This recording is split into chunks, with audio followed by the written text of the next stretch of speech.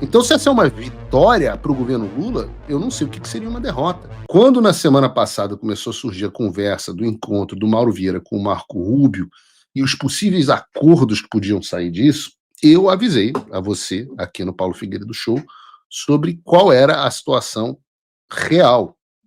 O Globo News era uma coisa, Paulo Figueiredo Show era outra, dizendo que não ia dar em nada, que eles só conseguiram marcar uma outra reunião, e adiantei também acerca das possibilidades de uma redução de parte das tarifas ficar condicionada a critérios políticos, enquanto eu sabia, e disse aqui no programa, que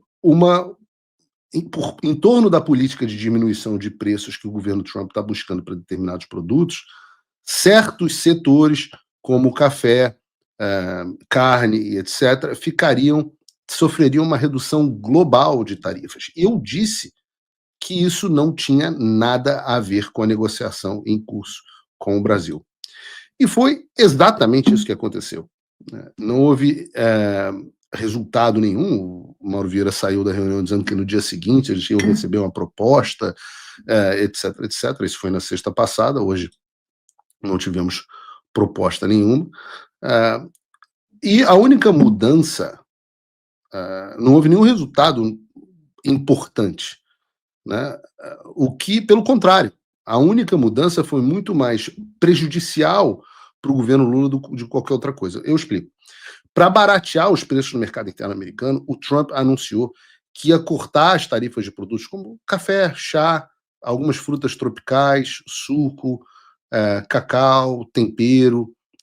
E a grande questão aqui é que você tem países como a Argentina, Guatemala, Equador e El Salvador, por exemplo, que tinham uma tarifa de 10% sobre os seus produtos. 10%. O Brasil tem uma tarifa de 50% e todos os países tinham uma tarifa de 10% para os seus produtos. Essa tarifa destes países passou para zero. Passou para zero. Então, esses países tiveram suas tarifas zeradas. Os Estados Unidos, com o Brasil, tinham imposto uma tarifa de 50%. O que aconteceu com essa tarifa? Passou para zero? Não, passou para 40%. Isso porque, como eu já expliquei aqui, perdão, e como o Scott Bessent também explicou, só 10% das tarifas aplicadas ao Brasil eram, de fato, comerciais. Os 40% restantes, volto a dizer, como declarou o próprio secretário do Tesouro e o representante comercial, USTR, dos Estados Unidos. Esses 40% foram aplicados em decorrência das graves violações de direitos humanos ocorridas no país, inclusive contra residentes permanentes como eu, cidadãos e empresas americanas. E não se enganem, os Estados Unidos estão acompanhando, sim, por exemplo, o descumprimento das sanções por empresas brasileiras e americanas. Várias empresas listadas, até na Bolsa, como o caso da Coca-Cola, o PicPay, sem falar nos bancos, não estão cumprindo como deveriam as sanções. O que a maioria das pessoas não entende, no entanto, é que há uma demora geral e histórica no tocante à fiscalização do cumprimento das sanções americanas. Para vocês terem uma ideia, né, a lista do OFAC, no qual consta o Alexandre, ela não tem 50 nomes, não tem 100 nomes, não tem 1.000 nomes. São mais de 17 mil indivíduos sancionados. E monitorar e garantir que cada sanção esteja sendo aplicada não é uma tarefa fácil. Eu sempre cito aqui o caso do BNP Paribas, um dos bancos europeus, por exemplo, que descumpriu sanções americanas e levou, acho que 9 anos até ser multado. Não, as violações e sanções ocorreram entre 2002 e 2012. Então, os caras começaram mais ou menos isso. Os caras começaram a descumprir as sanções em 2002, passaram 10 anos descumprindo as sanções, até que pagaram uma multa de, acho que 9 bilhões de dólares em 2014. Então, essas coisas, elas são demoradas. É assim mesmo. E a gente tem agonia, eu participo da sua agonia. As pessoas ficam me mandando o evento do Alexandre participando, fala, Paulo, você tem que fazer alguma coisa como se eu trabalhasse no governo americano. Eu compartilho da mesma agonia que vocês e a gente está fazendo todo o possível para cobrar que essas sanções, agora que o governo reabriu, sejam, sim, cumpridas. Mas a verdade é que a gente tem 3 meses desde a aplicação das sanções e o governo americano fechado por 43 dias. Mas o caso é que não se assustem, porque isso é um castelo de cartas. Na hora que o primeiro for pego, na hora que a primeira instituição for multada, na hora que o primeiro for penalizado de alguma forma, todos os demais vão seguir as sanções e vão dançar conforme a música. Pode demorar, e isso gera uma agonia, porque a gente não tem tempo no Brasil, mas a responsabilização vai chegar.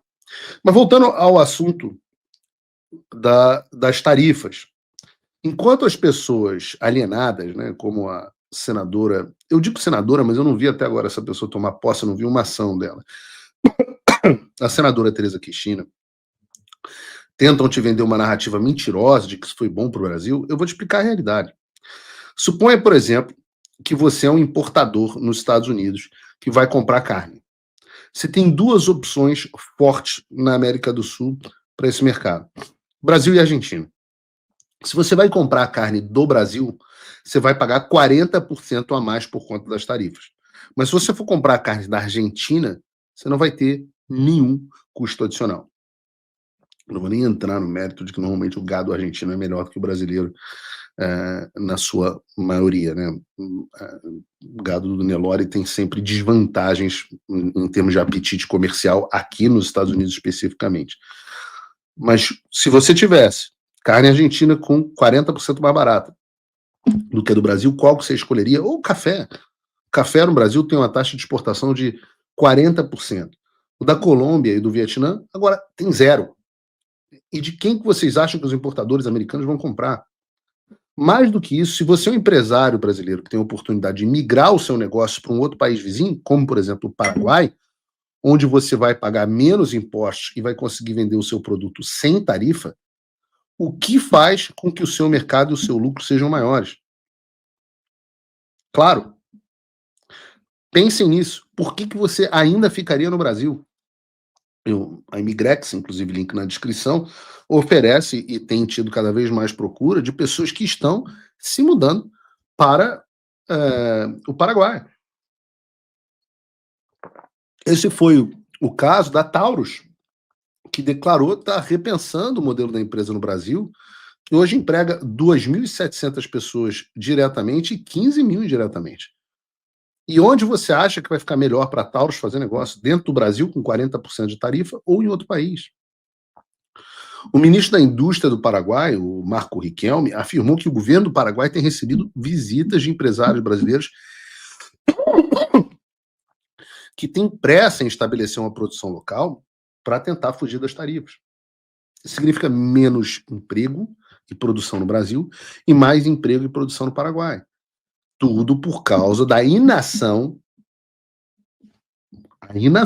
do establishment financeiro e político contra as violações de direitos humanos perpetradas pelo pseudo-juiz Alexandre de Moraes e pelo Supremo Tribunal Federal. Nesse mesmo sentido, a CNN reportou que entidades do setor de exportação alertaram que as tarifas de 40% travam as exportações brasileiras. Então, se essa é uma vitória para o governo Lula, eu não sei o que seria uma derrota. E essa é a verdade. E não tem manchete do Globo que vai ajudar o governo Lula a sair dessa situação, que eu volto a dizer, ele mesmo criou. Pode tentar botar na conta do Eduardo e minha, mas ele mesmo criou. E ele mesmo mantém. Opa, rapidinho. Só para perguntar se você já deu aquele like no vídeo e se você está inscrito no canal e com o sininho das notificações ativados. Acredite, isso também faz diferença no algoritmo do YouTube que tenta esconder nosso conteúdo. E claro, não se esqueça de tornar meu apoiador em www.paulofigueiredoshow.com/apoia. Você pode se cadastrar até de graça no site para receber os principais e-mails e todas as informações de lives e programas. Eu estou esperando você. Não deixe o Alexandre cortar o nosso acesso e a nossa ligação direta.